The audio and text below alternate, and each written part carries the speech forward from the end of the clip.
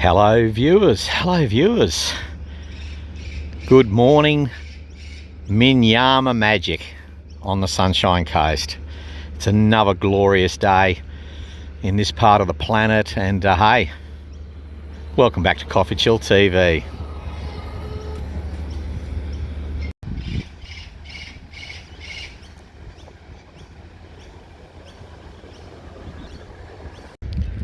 And folks, you know, it's kind of mid-morning. The sun is breaking through, and you can see, you know, nautical vessels, large and small. And this is a tightly held pocket in terms of real estate on the Sunshine Coast, Minyama Waterfront, and it's also one of the best places to go for a walk on the Sunshine Coast, in my experience.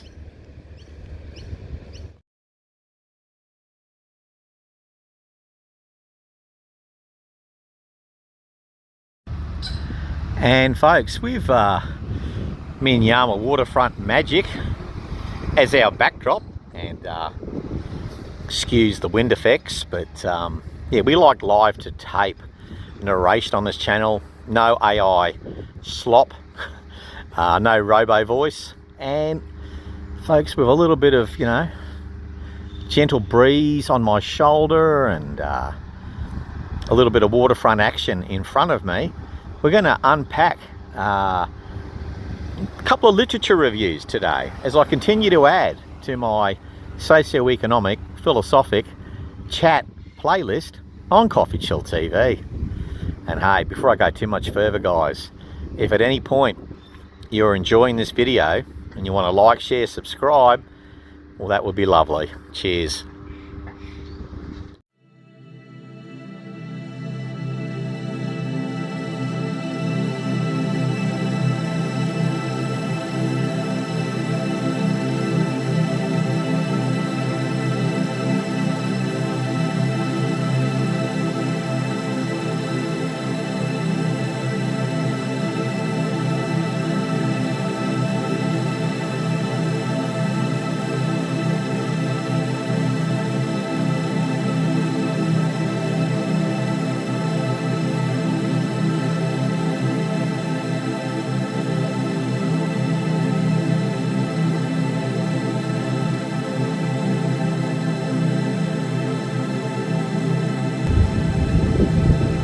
And yeah, folks, today we've got two literature reviews fused together, and very much in that expatriate life laneway.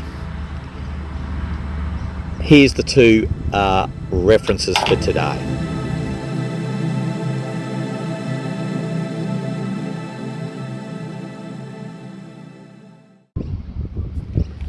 Okay, so the first book, good old-fashioned hardcover short form academic text.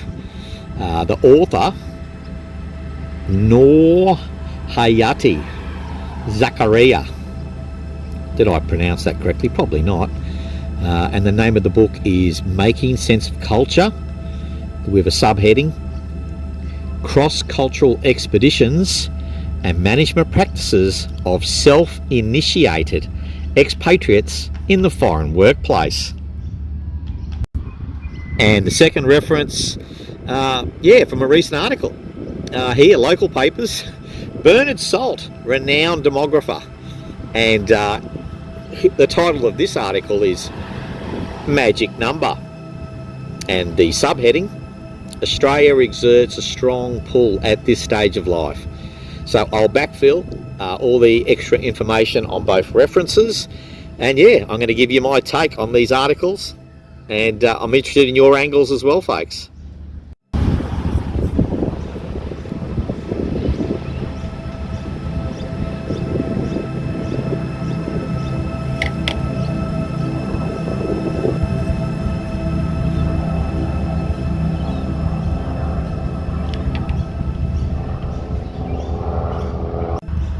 Okay, so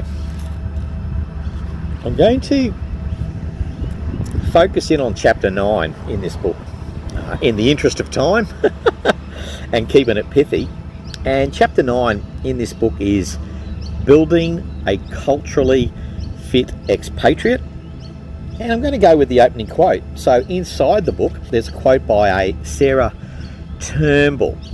And, you know, what do we think about this quote, guys? Here we go.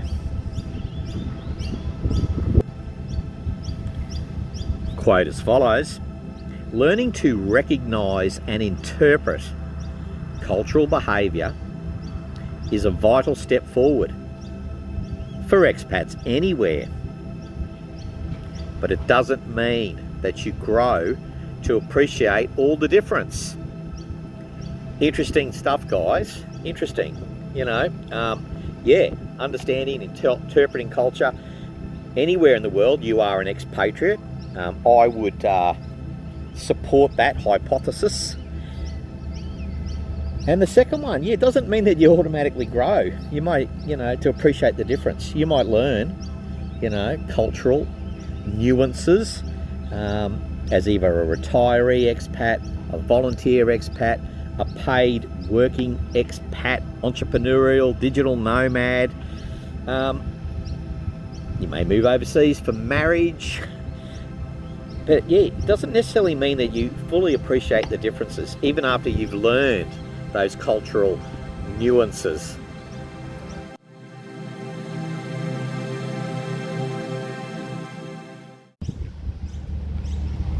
Folks, as we look out towards the boat ramp, I'm also going to go with an extract. It's page 195 of the book. Let me read this one to you because it leads into the next section where there's going to be, you know, 4 key points that we want to unpack in today's socio-economic philosophic vlog. Okay, here is the quote from the book. An expatriate possessed of cultural intelligence is more likely to be equipped to adapt to and work in a multicultural environment. Also known as cultural quotient, CQ, cultural intelligence. And I'm going to go through the 4 main components according to the text shortly. But before I do, guys, IQ, you know, intelligence. EQ, emotional intelligence. CQ, cultural intelligence. Okay, I'd put it to you that if you want to work as an expatriate overseas, particularly if you have aspirations to manage teams, to move up ladders in terms of your career, you want to have IQ, EQ and CQ, in my experience. Okay guys, let's run the tape. According to the text, what are the 4 key elements of cultural intelligence? CQ. Here we go. Number 1, cultural knowledge. Number 2, cultural thinking and learning. Next one, cultural drive, motivation. And lastly, cultural action. So there's the 4. We're going to unpack the 4, give you my angle, my take. And yeah, as previously mentioned, as I like to say in all of these videos, I'm always interested in your angle too, viewers. Don't be afraid to pop a note in the comments section. All right. Okay, cultural knowledge. So the key questions are, so folks, if you're watching this, maybe as an experienced expatriate, maybe you have lived and worked overseas. The textbook throws these questions to, you know, try to get the metrics on measuring your own level of CQ, cultural intelligence. So ask yourself these questions, guys. What do I know about values, systems, and leadership? Based on my experience, so I worked for a couple of years as a teacher in Thailand, and yeah, that was pretty important to know, because you only get one chance to make a first impression. And yeah, compared to Australia, I would say that Thailand has a bit more complexity in terms of, you know, customs and social norms.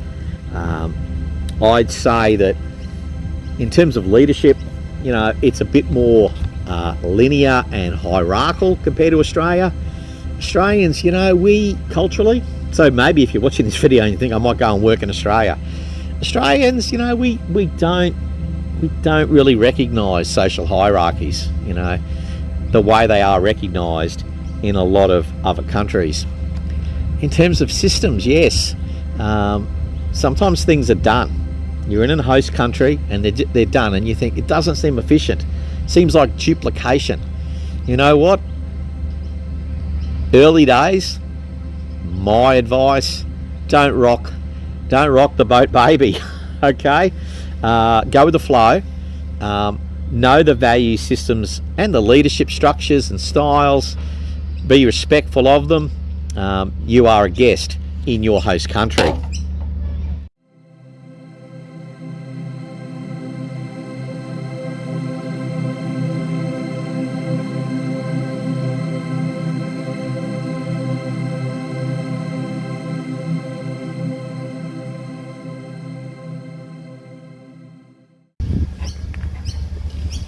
So folks, what if you're moving overseas? What if you're currently living overseas as an expatriate? How is cultural knowledge relevant to you? Well, there's a couple of things. You're moving overseas and you move into a local area, a local village, little precinct, neighbourhood, you know, who's who in the local social hierarchy, okay? What about your circle of family and friends? Let's say you're an Aussie and you've moved to Thailand. Do you understand the little subtle hierarchies in villages, you know, formal and informal leadership? You know, you want to get that right, in my experience.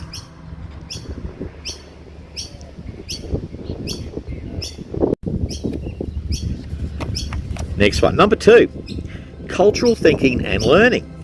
And once again, guys, this is self-analysis. All right, do it yourself analysis on yourself. Ask yourself these questions to gauge where you're at on point number 2. What do I think and how do I solve problems? Planning, awareness, and checking. And it's an interesting one, folks. How involved or uninvolved do you want to be? You may come from a country where participative management is all the go, but you might move to a country where, once again, I mentioned at the start, a bit more linear, a bit more hierarchical. You might want to hold back on giving your 2 cents too early. Establish yourself first.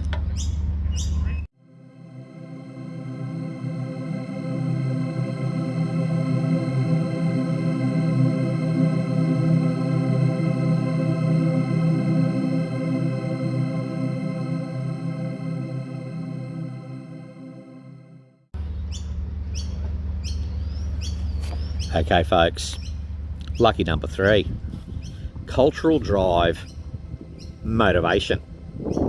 Here's the key questions according to the text. Am I energized? Am I motivated to do something here? Am I persistent in my actions? Extrinsic motivation, intrinsic motivation, and self-efficacy. All right, now folks, I'll backfill this blog with some external links and definitions and unpacked vocabulary. But yeah, you know, what's your motivation, guys? Too many folks will move to another country. And I'm going to the Philippines to retire, and I have no motivation to learn any of the local customs, culture. You know, I'm going to live in an expat bubble and just hang out with other foreigners, as the term used in Thailand and other parts of Southeast Asia, farangs. Just want to, you know, hear that echo chamber. I have no motivation. You know, the perpetual tourist. Okay, if you're going overseas to work, Excuse my cough. That's not going to fly. If you're going overseas to retire, and you want to be living a fairly insular life, okay. But if you really want to be successful, and avoid those social isolation issues as a retiree expat, then yeah, I think you need to have some drive. You need to have some motivation, to get out there and mix it up and learn a bit about the local culture. That's my view.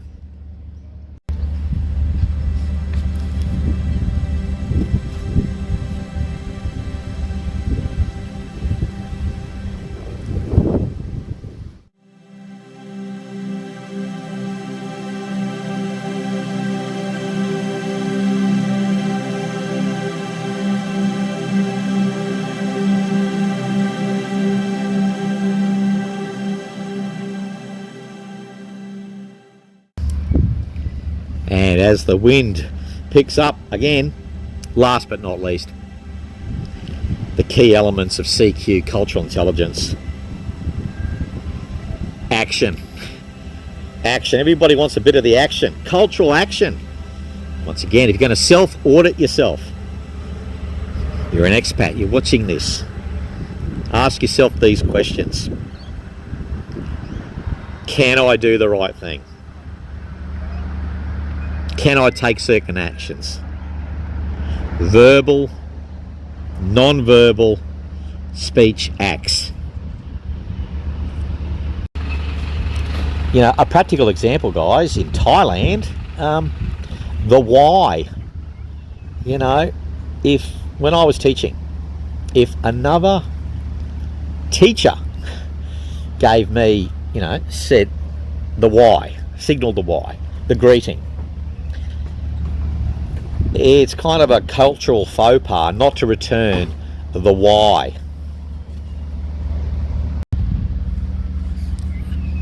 Additionally,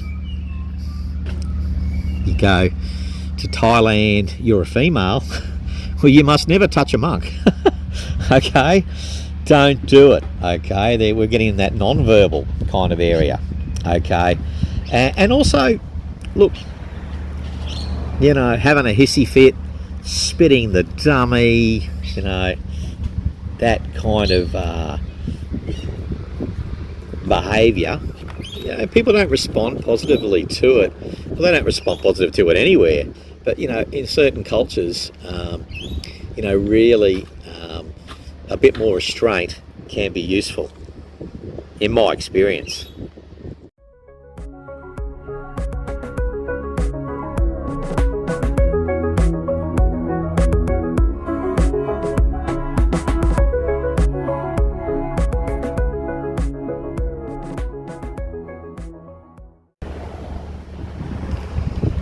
So folks, here's the thing. You've got to be a little bit flexible. You've got to make compromises, in my experience. I've been a working expat in London, the UK, in Buddina, Thailand. I was also a volunteer teacher there as well. And I've done some, many eons ago, online teaching, dealing with people from different cultures. So, flexibility, trade-offs.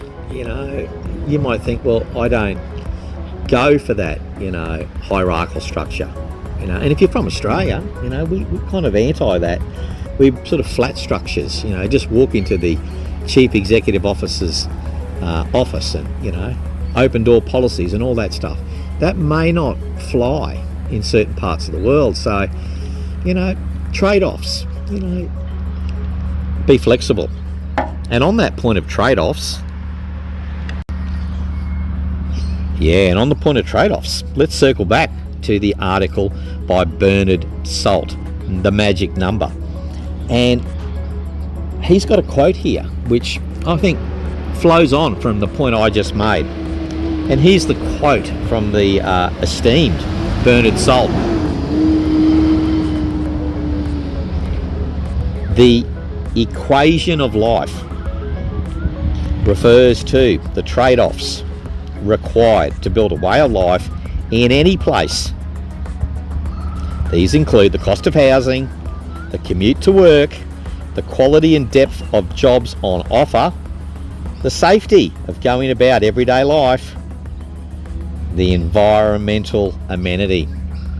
You can't always get what you want, but sometimes you get what you need. So folks, I'm just going to unpack one section of Bernard Salt's quote on the equation of life: quality and depth of jobs on offer. Now folks, if you go to Thailand, for example, you want to be a teacher. If you don't have a bachelor's degree in teaching, I'll give myself as an example. I've got an undergrad degree in business and a master's degree in business management, a master's degree in financial planning. But I don't have a bachelor's degree or a master's degree. I don't have a B.Ed or an M.Ed. So I can't work in an international school in Thailand as a teacher. Okay, I don't have those education-specific tertiary qualifications. So, you know, the depth and quality and the pay rate for someone like me who has, you know, fairly extensive academic qualifications, you know, I can't go for those big international school juicy salary jobs, and that's okay. You know, that's okay. You got to manage your expectations. And I remember working in the UK in the early 90s, £2.91 an hour before tax. You know, my finance career didn't mean anything behind the bar, and I had to start as a glass collector before I graduated to working in the bar. I was a dishwasher as well. It's great. Embrace it, guys. Embrace it. It's all about the equation of life. There's all about trade-offs, folks.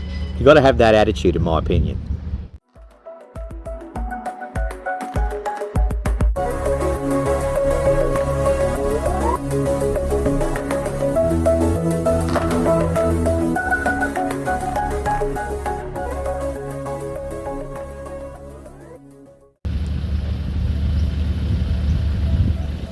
All right, folks. So, look, some random musings from me on this topic.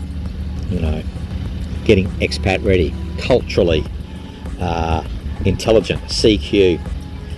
When the rubber hits the road and you actually go overseas and you want to work somewhere, you know, there is bureaucratic stuff, certifications, verifications, background checks, and, you know, medical exams. And look, in certain parts of the world, things that would be considered politically incorrect, they're still okay in certain parts of the world. Let me give you a couple of examples.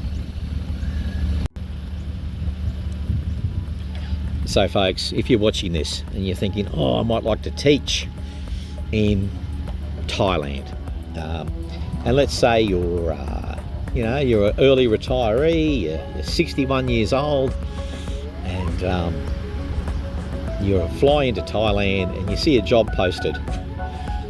Must be under 60, must be female. In Australia, you'd probably be hauled in front of some tribunal for running an ad like that. Doesn't mean the soft discrimination doesn't happen, but, you know, yeah, your age and stage, your gender, the country you are from, you know, these can all be filters. They can filter you out. And that's just the way it is, folks. You know, once again, come back to that point about compromise and trade-offs, okay? So, you know, in a practical sense, I remember chatting to an Aussie mate of mine a few years ago. He's a retired banker, real estate guy. He was teaching in Thailand just like me, and he told me that he had to work in Bangkok because in the provinces, this guy was actually was over 65.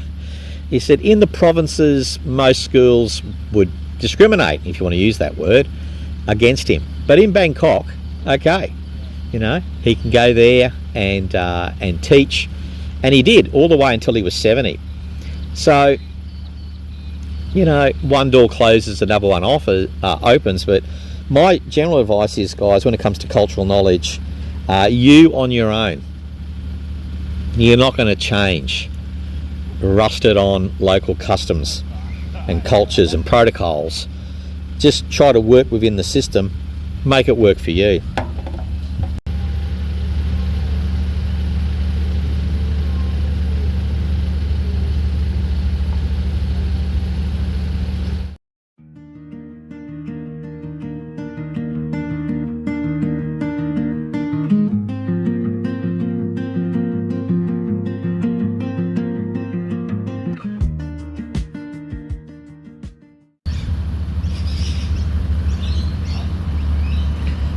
Okay folks, let's run the tape on those 4 anchors to cultural intelligence, CQ. And as I do, don't be afraid folks to cherry pick 1 or 2 of those and give me your 2 cents worth in the comments section. Okay, so here they are, the 4 key cultural elements for expats. Number 1, cultural knowledge. Number 2, cultural thinking and learning. Number 3, cultural drive, motivation. And number 4, cultural actions.